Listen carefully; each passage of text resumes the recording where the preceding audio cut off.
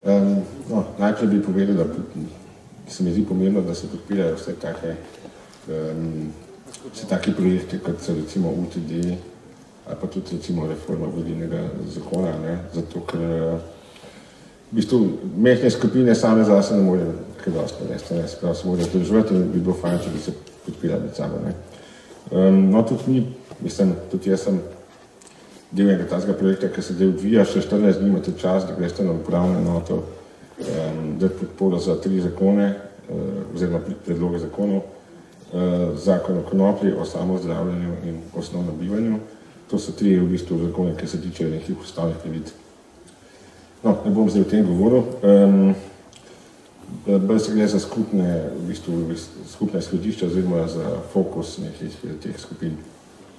Ker seveda jasno je, da treba je dobiti neko skupno pozornost, kamor se usmeri energija, ne samo v bistvu vstajniških skupin, ampak tudi pravzaprav celotnega prebivalstva Slovenije. In zdaj, kako to dosežta, ker ni dosti sam, da se mi tle dogovorimo, v bistvu, to nas mora tudi podpreti pa širše.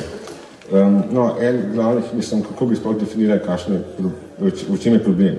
Problem je, na kratko rečeno, specialna vojna. Mi smo v specialni vojni. Po definiciji 30 let nazaj, vse, kar se dogaja specialna vojna. Na kratko, dogaja se z zastrupljanjem in z zasužnjevanjem. Zastrupljanje se dogaja kemično, z vsemi dodatki v hrani, fizično se dogaja zastrupljanje z radiovalovi, z medicino, z mediji, se pere možgane, z izobraževalnim sistemom. To je vse zastrupljanje, potem pa zasužnjevanje se pa dogaja z zakoni. Vsi ti v bistvu elementi zastrupljanja in zasužnjevanja so definirani v ustavi.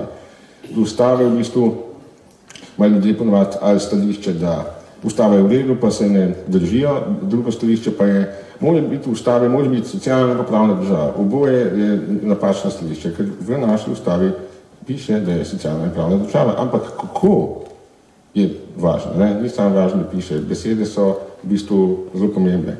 Drugi, tisti, ki pravi, da imamo dobro ustavo, imamo močno in verjetno sploh niso povedali, imamo zelo slabo ustavo. V bistvu imamo feudalni sistem v ustavi, razen 3. člena, ki je bil tam gor napisan in daje oblast ljudstvu, niti enega drugega člena, ki bi to konkretiziral v bistvu.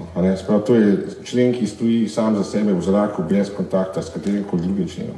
En zelo podoben člen je 3.a člen, ki je bil dodan leta 2004, ki v bistvu daje mednarodnim organizacijam, kot so EU, NATO, IMF, mednarodni denarni sklad, pa še kaj, WHO recimo, daje v bistvu popolno kompetenco, da odloča, kaj se tle dogaja. In tukaj morajo sprejeti vse. Sprav, to je spet en tak čuden člen, ki je čist izven, oni sploh niso člani države, ampak v bistvu določajo vse in morajo se tle sprejeti. To je v bistvu samo enosmerni člen, samo mi moramo obogati njih. Isto je 3. člen. To je samo splošni člen. Mi imamo oblast, ampak v bistvu nimamo nobenega postopka, kako to speljati. Torej, vse ostalo v ustavi je v bistvu se ukvarja s parlamentom. Tudi tam, kjer se gre za pravice, v bistvu piše sam, da ima parlament pravice, v bistvu možnost določena pravic. Vse, tudi socialne pravice, določa parlament, določa zakon. Vse, 45 pravic, koliko je zapisanih, določa parlament. Sploh v bistvu nimamo pravic. Postaja zato tudi ustavno sodišče, čisto en fantom zase, ki pač odloča, nobenega ne kontrolira, on odloča, kaj je prav in kaj ne, zato ker je ustava polna paradoksa. Dobro, se pravi, ustava v bistvu na kratko rečeno je zanič in ne moramo zamenjati niti enega člena, ker v bistvu treba vse zamenjati. Zdaj, kako to v bistvu zamenjati? Prvič, ni nobenega predvidenega postopka za to, da bi civilna družba to zamenjala. Niti ni časa, zato ker v bistvu nas napade. Če mi je čas, da je 50 let, bi lahko delati počas, nekaj za sebe.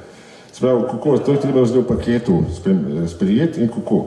Se pravi, v bistvu ena varianta je pač, da se pride v parlament, ampak ne 30 poslancev, ampak mora biti 60 poslancev, ker 30 ne more nič narediti. Zdaj, kako pa prideti v parlament? Se pravi, treba se fokus. Fokus se dobi tako, da pač se ima nek program.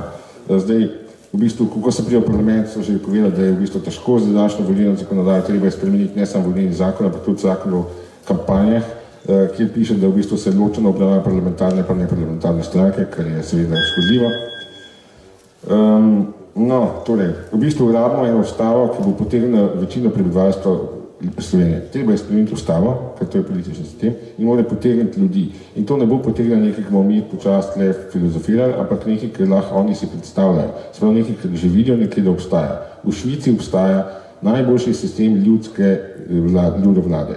Ker edin ljudov vlada v bistvu omogoča stabilni sistem. Vsak odstop od ljudove vlade je odstop v smeri diktature. Tudi parlamentarna demokracija. Sprav, samo ljudska vlada omogoča stabilni sistem in optimalno upoštevanje vseh interesov. In to lahko v bistvu dobimo v fokus, če bi se vse vstajniške skupine tudi v skladu s koalicijo, kakor na kakšen način, zadali za fokus sprejetje švicarske ustave v paketu, ki to zagotavlja, ki ima to prednost, da se jo v bistvu lahko skozi prilagaja in se pridobi čas, da se v bistvu naredi nam na kožo pisana ustava. Ja? Še druga stvar, ki se slišam, kot da je kritiko švicarske ustave, da je germanska, da ni slovenska. Mi imamo zdaj nemško ustavo, švicarska ustava se pa zgleduje po ameriški, ki se je zgledovala po karantanski. Hvala. Hvala lepa.